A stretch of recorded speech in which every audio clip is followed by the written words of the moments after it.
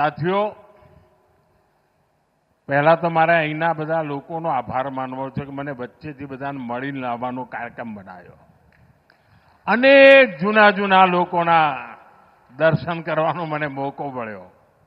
અનેક ચિરપરિચિત ચહેરા, અનેક જૂની વાતો અને મારો દાહોદ જોડે નાતો રાજકારણમાં આવ્યા પછી નથી થયો.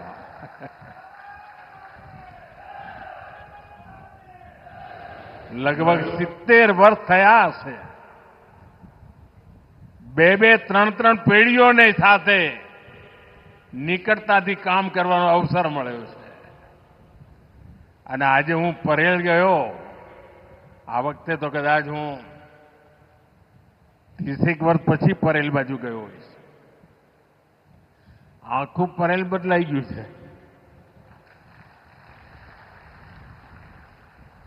પહેલા હું અહીં આવું એટલે સૂર્યાસ્તનો જ્યારે ટાઈમ થાય તો મારો પ્રયાસ હોય કે સાયકલ પર પરેલ જવું.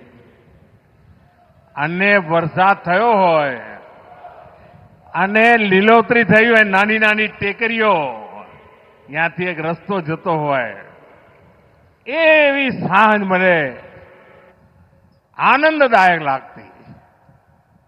અને પછી પરેલમાં, રેલવેમાં બધા જે ભાઈઓ કામ કરતા એમના ત્યાં કોઈના ત્યાં હાજના રોટલા ખાઈને પાછો આવવું.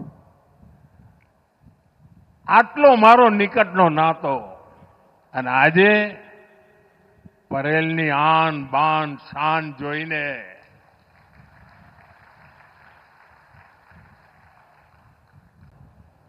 भाइयों बहनों, यहां आने से पहले मैं बड़ोदरा में था. वहां हजारों की संख्या में माताएं बहनें आई थी. वे सभी बहनें देश का, हमारी सेनाओं का अभिनंदन करने वहां पहुंची थी. उन्होंने इस पावन कार्य का निमित्त मुझे बनाया. मैं इसके लिए हमारी मातृशक्ति को नमन करता हूं. यहां दाहोद में भी आप सभी ने, माताओं बहनों ने तिरंगा झंडा हाथ में लेकर के ऑपरेशन सिंदूर के लिए अपना ढेर सारा आशीर्वाद दिया है.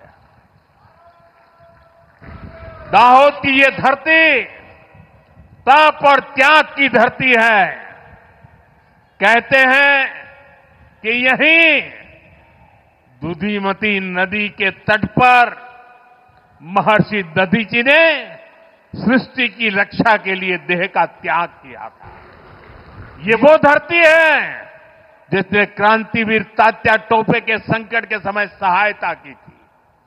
मानगढ़ धाम यहां से ज्यादा दूर नहीं है.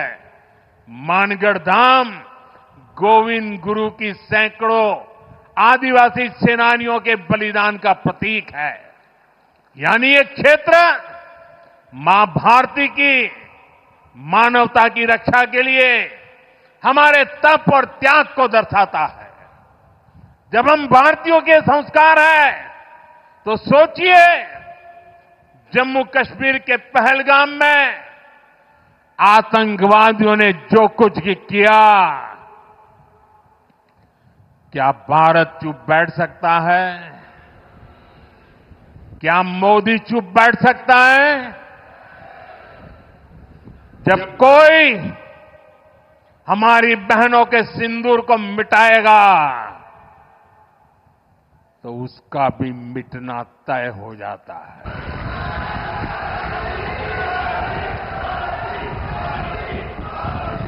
और इसलिए ऑपरेशन सिंदूर सिर्फ एक सैन्य कार्रवाई नहीं है. ये हम भारतीयों के संस्कारों, हमारी भावनाओं की अभिव्यक्ति है. आतंक फैलाने वालों को सपने में भी सोचा नहीं होगा मोदी से मुकाबला करना कितना मुश्किल होता है.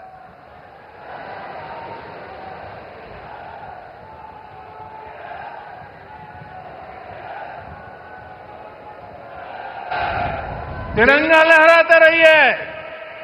तिरंगे की आन बान शान का जरा सोचिए,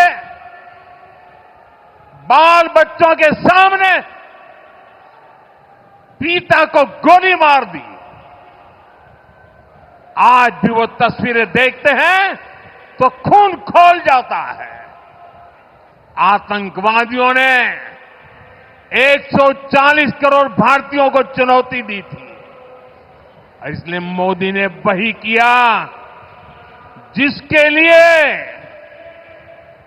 देशवासियों ने, आपने मुझे प्रधान सेवक की जिम्मेदारी दी।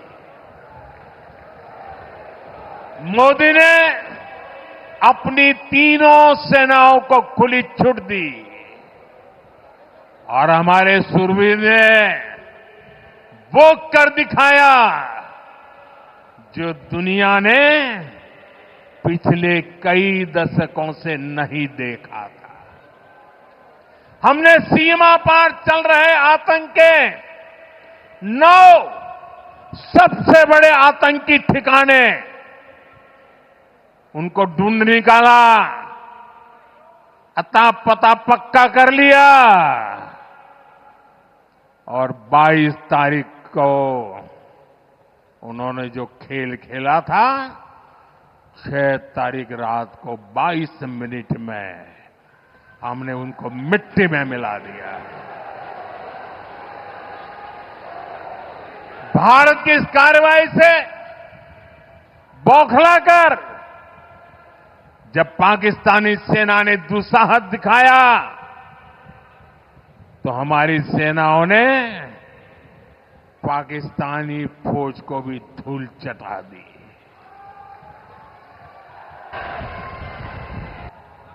मुझे बताया गया यहां भी हमारे सेना के निवृत्त जवान बहुत बड़ी तादाद में आए हैं। हमारे कार्यक्रम में मौजूद है, मैं उनका भी सलाम करता हूं। मैं दाहोद की इस तपोभूमि से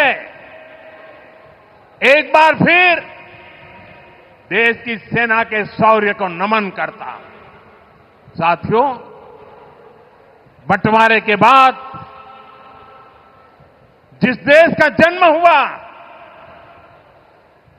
उसका एकमात्र लक्ष्य भारत से दुश्मनी है,